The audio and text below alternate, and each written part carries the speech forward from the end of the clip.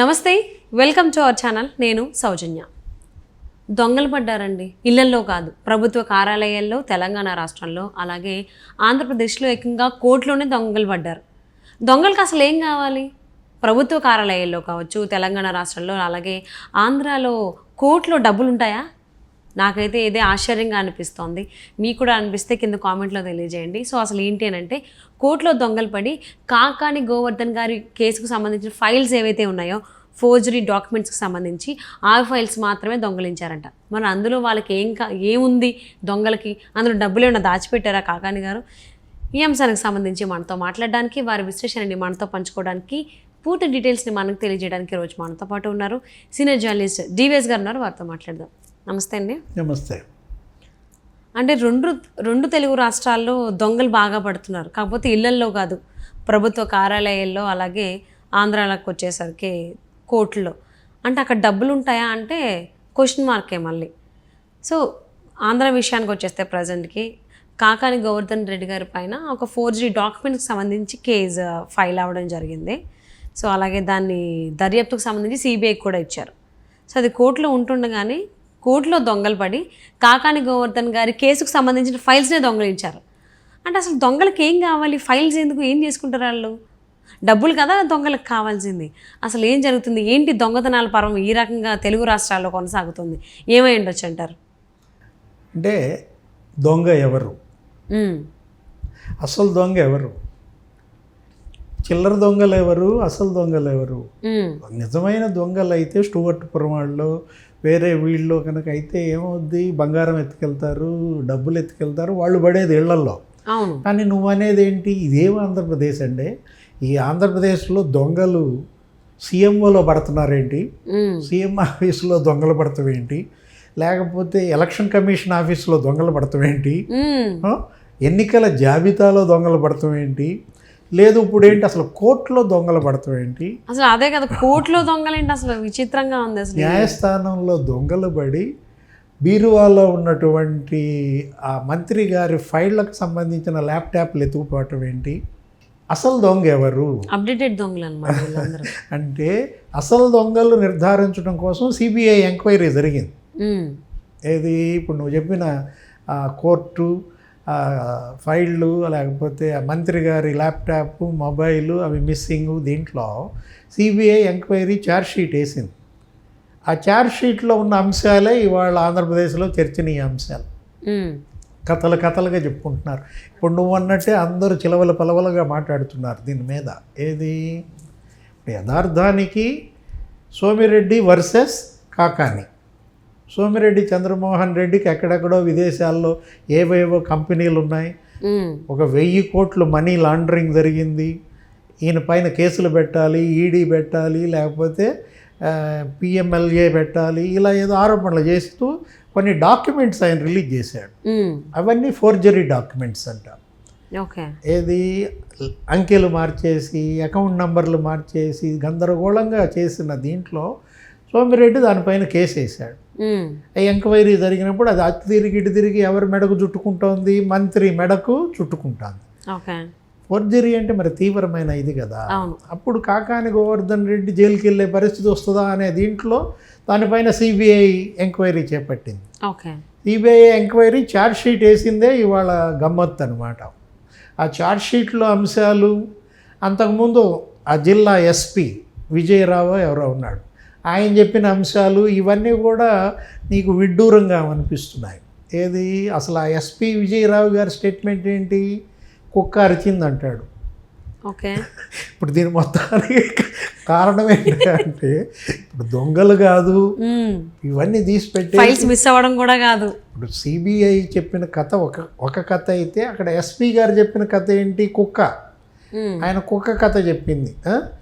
కుక్క ఏదో అరిచింది, ఆ కుక్కను చూసి భయపడి 2 చిల్లర దొంగలు కోర్టులోకి పరిగెత్తారు. ఆ కోర్టులోకి పరిగెత్తడానికి, దొంగలు కోర్టులో పడడానికి కారణం ఎవరంటే కుక్క అని తేల్చాడు ఆయన. ఈ కుక్క కనుక అరవకపోతే దొంగలు ఆ కోర్టులోకే వెళ్ళేవాళ్ళు. కుక్క అరిచిందని చెప్పేసి తాళాలు పగలగొట్టేసి కోర్టుకు సంబంధించి లోపలికి వెళ్ళిపోతారా? బీరువాలో అవి తీసుకెళ్తారా? ఆ కుక్క వెళ్ళిపోయేంత వరకు లోపలికి దాక్కుని ఇప్పుడు వెళ్ళిపోయారంటే ఒక అర్థం ఉంది. తాళాలు పగలు కొట్టి ఫైల్స్ దొంగతనం చేయడం ఏంటి, కుక్క అరిచిందని? ఇప్పుడు సోమిరెడ్డి గారు అదే అదే చెప్పిందే ఏంటి, ఫైల్స్ తీసుకురా అని, కాకాని గోవర్ధన్ రెడ్డి గారికి సంబంధించిన ఫైల్స్ తీసుకురా అని కుక్కని పంపించినట్టుంది. ఇప్పుడు సోమిరెడ్డి మాట్లాడింది కూడా అదే. ఇవాళ ఈ కుక్క అరుపులేంటి, ఆ సిబిఐ ఛార్జ్షీట్ ఏంటి, విజయరావు చెప్పింది ఏంటి, సిబిఐ ఛార్జ్షీట్లో ఉన్నదేంటి, ఆయన ఒక్కొక్క పేరా వారీగా ఏకి వదిలిపెట్టాడు. ఆ పేరాలో ఇట్లా రాశారు, ఈ పేరాలో ఇలా రాశారు అంటే. కుక్క అరిస్తే మిద్దె మీదకి ఎక్కారంట ఇద్దరు చిల్లర దొంగలు. ఇప్పుడు యాక్చువల్గా అది 17 కోర్టులు ఉన్న సముదాయం. ఆ కోర్టు బిల్డింగ్స్లో నీకు 17 కోర్టులు ఉంటాయి. ఓకే. పోనీ కుక్క అరిసిందని భయపడి మిద్దెక్కిన దొంగలు మిగతా 16 కోర్టుల్లోకి వెళ్ళా, ఈ కాకాని ఫైల్ ఉన్న కోర్టులోకే వెళ్ళారు. అర్థం కాల?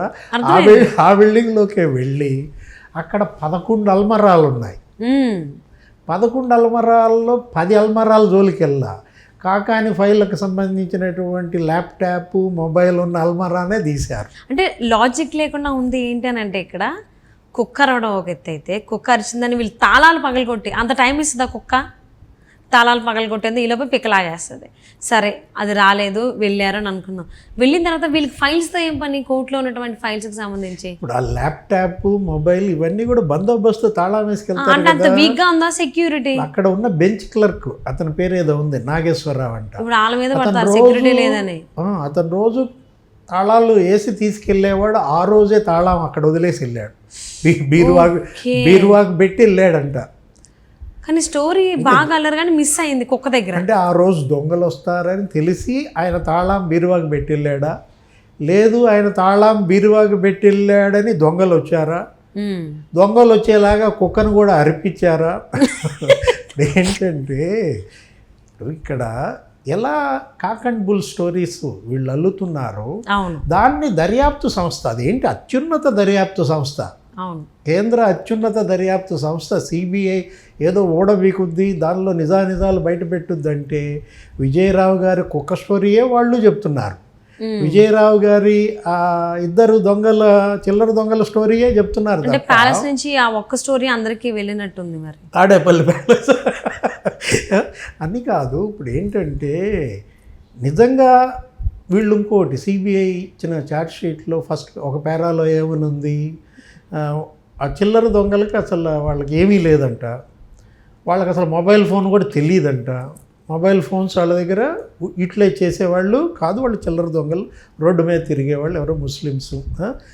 అలాంటి వాళ్ళు అయితే ఎంక్వైరీ బాగా నిశితంగా చేసిన ఈ అత్యున్నత దర్యాప్తు సంస్థ ఏంటి, కాల్ డేటా లిస్ట్ ఎవల్యూషన్ చేసింది. ఓకే.